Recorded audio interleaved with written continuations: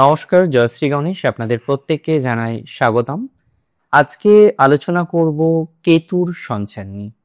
আপনারা জানেন কেতু বর্তমানে সিংহ রাশির ঘরে, মানে আপনার রাশির ঠিক একাদশে বসে আছে। আজকে আমরা তুলা রাশির জাতক জাতিকাদের নিয়ে আলোচনা করছি যে কেতুর সঞ্চার তুলা রাশির জাতক জাতিকাদের জন্য কতটা বেটার। কেতু মূলত ছায়া গ্রহ, বরাহ মিহিরের ভাষায় ধূমকেতু।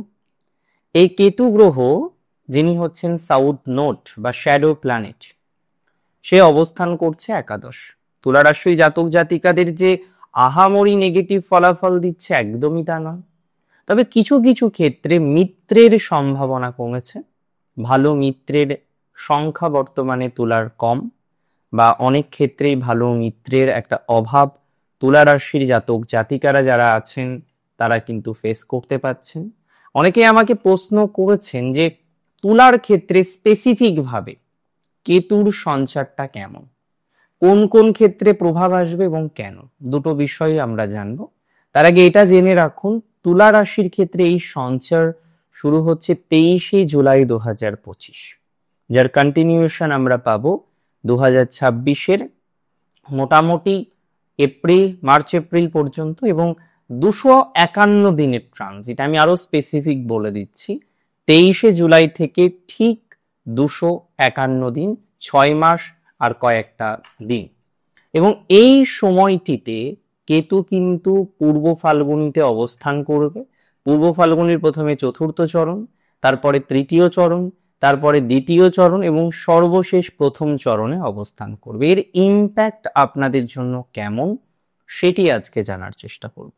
দেখুন, সিংহ রাশির মধ্যে কোথাও যেন গিয়ে জ্ঞানের অনুসন্ধান করার মানসিকতার জায়গাটা অনেকটা বেড়ে যায়।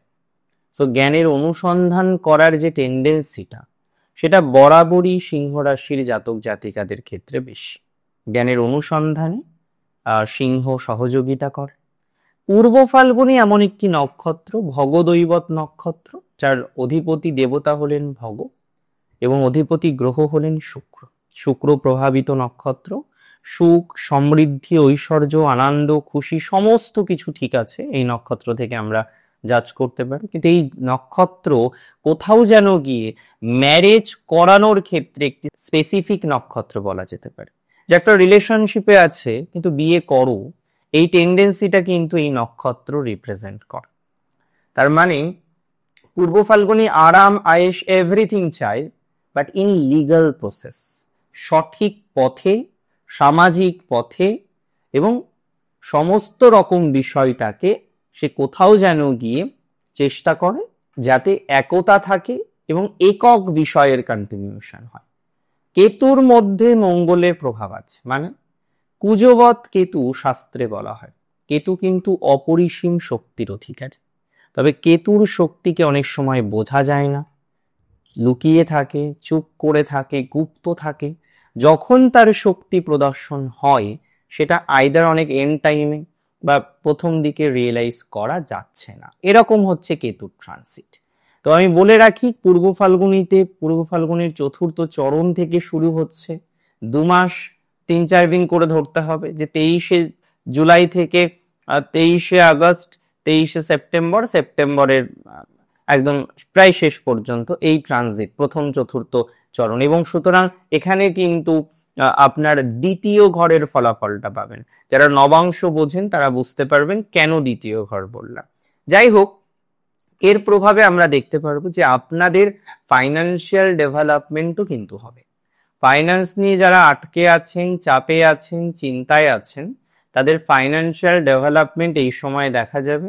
মূলত আমি বলে রাখি, এই সময়ে আপনারা লক্ষ্য করতে পারবেন কিছু আটকে থাকা অর্থ, কিছু না পাওয়া অর্থ, কিছু অর্থ যেটি কোনোভাবে আপনি লাভ করতে পারছেন না, কিছু অর্থ যেটি কোনোভাবে আপনার জীবনচক্রকে সঠিক দিশায় নিয়ে যাচ্ছে না, সঠিক মার্গে নিয়ে যাচ্ছে না, সেই অর্থ রিলেটেড বিষয়ে আপনার বিস্তর পজিটিভিটির সম্ভাবনা আছে। মানে এটা নিয়ে আমি আশাবাদী যে something better will happen in the respect of your financial condition. আপনার অর্থনৈতিক বিষয় নিয়ে আমি এই ট্রানজিটে, বিশেষ করে যে 2 মাসের কথা বললাম, 23শে জুলাই থেকে মাস 2 পজিটিভিটির এক্সপেকটেশন রাখছি। কিন্তু হোয়াট নেক্সট, তারপরে কি হবে? তারপরে কি কিছুটা আরো বেটার পরিস্থিতি তৈরি হতে পারে? Yes, there is strong possibilities. সেখানে একটা অত্যন্ত স্ট্রং ভাইবস আছে, যেখানে কিন্তু আপনার ফাইন্যান্সিয়াল ক্যাপাসিটি সেটা ডেভেলপ করবে। যদিও তার পরের ট্রানজিটে আপনার ডেভেলপমেন্ট অন্য দিক থেকে আসবে, তবে এই ট্রানজিটের আরো কয়েকটি দিক আছে। যারা ব্যবসা করেন তাদের কিছুটা পজিটিভিটি দেখছি, তবে কিছু জ্ঞান বাড়তে পারে, কিছু নতুন যোগাযোগ সংঘটিত হতে পারে। যেভাবে যোগাযোগগুলোকে কন্টিনিউ করে আপনি পথ চলছেন, সেখানে হয়তো আপনার যোগাযোগের সীমা পরিসীমা বাড়লো। আপনি যে যে যোগাযোগগুলো করতে চাইছেন, করার চেষ্টা করছেন, কিন্তু কোনো না কোনো ভাবে একটা অসুবিধার জায়গা আপনার বারবার জীবনচক্রে তৈরি হচ্ছে। তাদের ক্ষেত্রে বিস্তর পজিটিভিটির জায়গা আছে। আই মাস্ট সে যে এই কম্বিনেশন আপনাদের জন্য ভালো। আই মাস্ট সে এই কম্বিনেশন আপনাদের ডেভেলপমেন্টকে রিপ্রেজেন্ট করে। আই মাস্ট সে এই কম্বিনেশন আপনার ব্যবসায়িক বর্ধনশীলতাকে রিপ্রেজেন্ট করে। তো যারা ব্যবসা নিয়ে চাপে আছেন, ব্যবসা নিয়ে চিন্তায় আছেন, ব্যবসা নিয়ে প্রবলেমে আছেন, ব্যবসা নিয়ে স্ট্রেসে আছেন, তাদের ডেভেলপমেন্টের যে জায়গাটা সেটা লক্ষ্য করা যাবে এই ট্রানজিটের মাধ্যমে। তবে এর পরের যে 2 মাস, মানে ওই অক্টোবর নভেম্বর, এই যে 2 মাস, এই 2 মাস কিন্তু খুব স্পেসিফিক। যদিও স্বাস্থ্য রিলেটেড কিছু পুরানো সমস্যা থেকে বেরিয়ে আসতে চলেছেন অনেকেই, তাদের ক্ষেত্রে কিন্তু আমি একটা প্রোগ্রেসিভ জায়গা দেখছি। তো এক্ষেত্রে যে আশা রাখা যায়, এক্ষেত্রে যে ভরসা রাখা যায়, এটা বলতে পারি।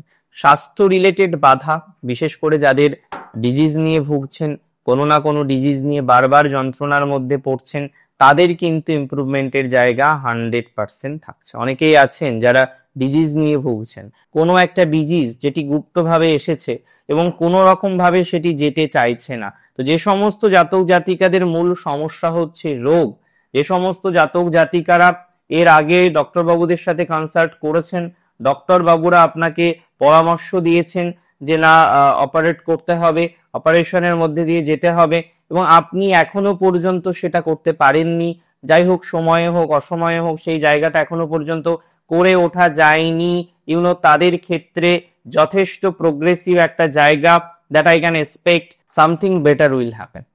তবে দেখুন, এখানে একটা টুইস্ট আছে। এখানে আপনাকে মাথায় রাখতে হবে এমন কোনো কাজ করা যাবে না যে কাজে হঠাৎ কোনো বিপদ আসতে পারে। যে কাজই আপনি করেন না কেন, খুব সতর্কতা মেনটেন করে আপনাকে কাজ করতে হবে, খুব সতর্কতা মেনটেন করে আপনাকে অগ্রগতি করতে হবে। যদিও আমি জানি পরিশেষে জয় আপনার হবে, পরিশেষে অগ্রগতি আপনার হবে।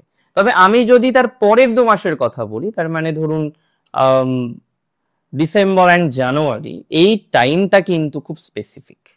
এই সময়ে আপনাকে খেয়াল রাখতে হবে, কিছু খরচ হতে পারে এই সময়, কিছু বিনা কারণে ব্যয় হতে পারে। এমন কোনো ব্যয় হয়ে গেল যে ব্যয় আপনাকে হয়তো যন্ত্রণা দিচ্ছে, এমন কোনো ব্যয় আপনার হয়ে যাচ্ছে যে ব্যয় হয়তো আপনাকে খুব বেশি সমস্যা ক্রিয়েট করছে, যে ব্যয়গুলো নিয়ে আপনি চিন্তা করতে পারছেন না বা আনএক্সপেক্টেড এক্সপেন্স হয়ে যাচ্ছে। তো এই টাইমটা আপনাকে খেয়াল রাখতে হবে, আনএক্সপেক্টেড এক্সপেন্স হতে পারে। তো এক্সপেন্স কিন্তু এই সময় খুব স্পেসিফিক ভাবেই করতে হবে, উইদাউট এ প্রপার রিজন এই সময় এক্সপেন্স করা আপনার জন্য কিন্তু ফিউচারে সমস্যার হতে পারে। সো আমি একটা কথাই বলবো, এক্সপেন্স অবশ্যই করতে হবে, প্রয়োজন যখন হবে তখন এক্সপেন্স করা ছাড়া কোনো অপশন নেই। But which is most important, আমাদের এই বিষয়টিতে খেয়াল রাখতে হবে যেন প্রত্যেকটি ইনভেস্টমেন্ট খুব স্পেসিফিক হয়, খুব প্রয়োজনীয় হয়।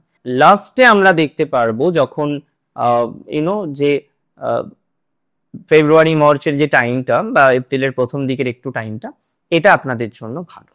অনেক কিছু আশা পূরণ হবে।